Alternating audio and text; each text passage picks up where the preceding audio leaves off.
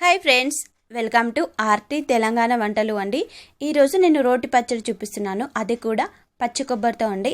ముందుగా స్టవ్ మీద వచ్చేసి కడాయి పెట్టుకొని ఇందులో లైట్గా కొంచెం ఆయిల్ వేసాను.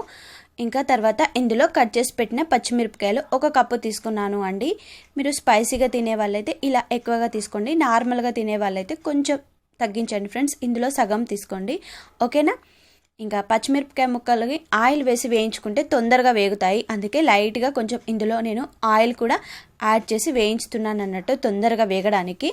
తర్వాత రోటి పచ్చళ్ళలోకి కొంచెం ఆయిల్ వేసి వేయించితే టేస్ట్ బాగుంటుంది ఫ్రెండ్స్, అందు గురించి ఇలా నేను పచ్చిమిరపకాయలను ఆయిల్ వేసి వేయించుకున్న తర్వాత వీటిని రోట్లోకి తీసుకున్నాను.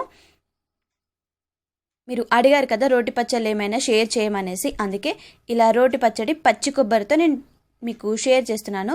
తర్వాత మళ్ళీ ఇదే ప్యాన్లో కొంచెం ఆయిల్ వేసి పచ్చి కొబ్బరి ముక్కలు వేసుకోవాలి. నేను వచ్చేసి మనకు పచ్చి కొబ్బరి చిప్పలు 2 ఉంటాయి కదా, అందులో సగం 1 తీసుకున్నాను అండి. అవి ఇలా చిన్నగా కట్ చేసి ఇందులో కూడా వేయించుకుంటున్నాను. పచ్చిదనం అనేది కొద్దిగా పోయేంత వరకు వేయించుకుంటే సరిపోతుంది ఫ్రెండ్స్. తర్వాత ఇందులో మనం కొన్ని వెల్లుల్లి కూడా యాడ్ చేసుకోవాలి. పొట్టు తీసిన వెల్లుల్లి యాడ్ చేశాను.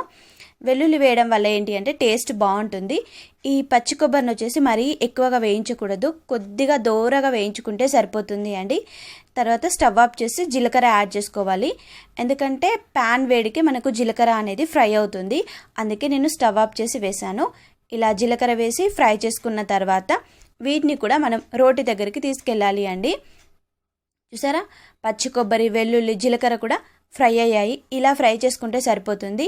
తర్వాత మనం ముందుగా రోట్లో వేసుకున్న పచ్చిమిరపకాయలని దంచుకోవాలి ఫ్రెండ్స్. పచ్చిమిరపకాయలను తొందరగా దంచుకోవాలి అంటే దీనిపైన కొంచెం సాల్ట్ వేశారనుకోండి, దొడ్డుప్పు కానీ సన్నపప్పు కానీ ఏది వేసినా కూడా తొందరగా దంగుతాయి. కాకపోతే ఉప్పు వేయడం మర్చిపోవద్దు.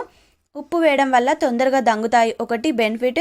తర్వాత సెకండ్ బెనిఫిట్ ఏంటి అంటే పచ్చిమిరపకాయ ముక్కలు చేదు రాకుండా ఉంటాయి అండి. అందుకే పచ్చిమిరపకాయలు ఎప్పుడు దంచినా కూడా నేను ఉప్పు వేసి దంచుతాను.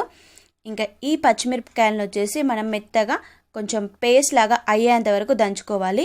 రోట్లో కాబట్టి కచ్చా పచ్చాగానే దంగుతుంది అండి, మరీ మెత్తగా మనకు మిక్సీలో పట్టినట్టు రాదు. రోటి పచ్చళ్ళు అప్పటికప్పుడు దంచుకొని తింటేనే చాలా చాలా టేస్టీగా ఉంటాయి ఫ్రెండ్స్. మీరు కావాలి అంటే ఒకసారి చెక్ చేయండి. ఇలా పచ్చిమిరపకాయలని దంచిన తర్వాత మనం ముందుగా ఫ్రై చేసి పెట్టుకున్న పచ్చి కొబ్బరి, వెల్లుల్లి, జీలకర్ర ఇవన్నీ కూడా యాడ్ చేశానండి.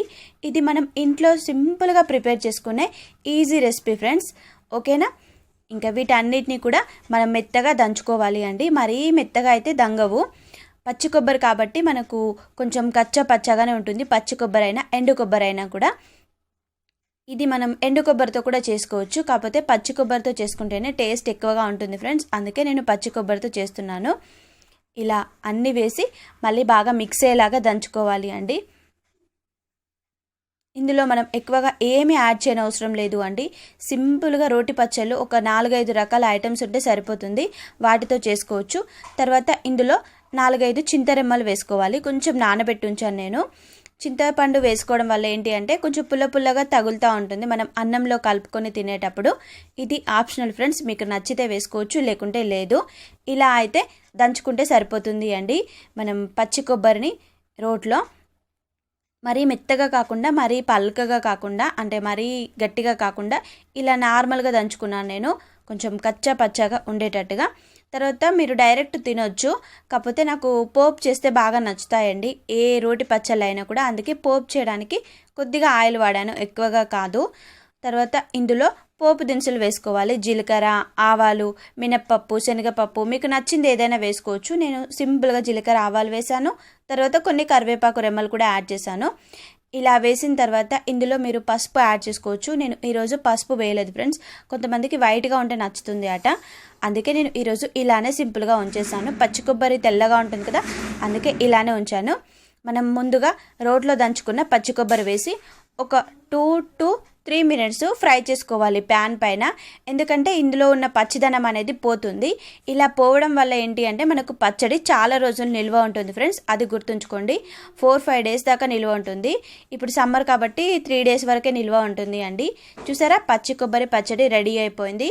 ఇది మనం అన్నంలోకి తినొచ్చు, చపాతీలో కూడా బాగుంటుంది అండి తింటే మాత్రం. నేను ఈరోజు రైస్లోకి సర్వ్ చేస్తున్నాను. రైస్లోకి మాత్రం ఎక్సలెంట్గా ఉంటుంది ఫ్రెండ్స్, అందుకే ఇలా సర్వ్ చేశాను. చూసారా, మీకు ఈ రెసిపీ నచ్చినట్లయితే లైక్ చేయడం మర్చిపోవద్దు. అలాగే నా ఛానల్ని సబ్స్క్రైబ్ చేసుకోవడం కూడా మర్చిపోవద్దు ఫ్రెండ్స్. ఓకేనా? ఇంకా మీకు ఎలాంటి రెసిపీస్ కావాలి అనేది నాతో కామెంట్స్లో షేర్ చేయండి. బాయ్.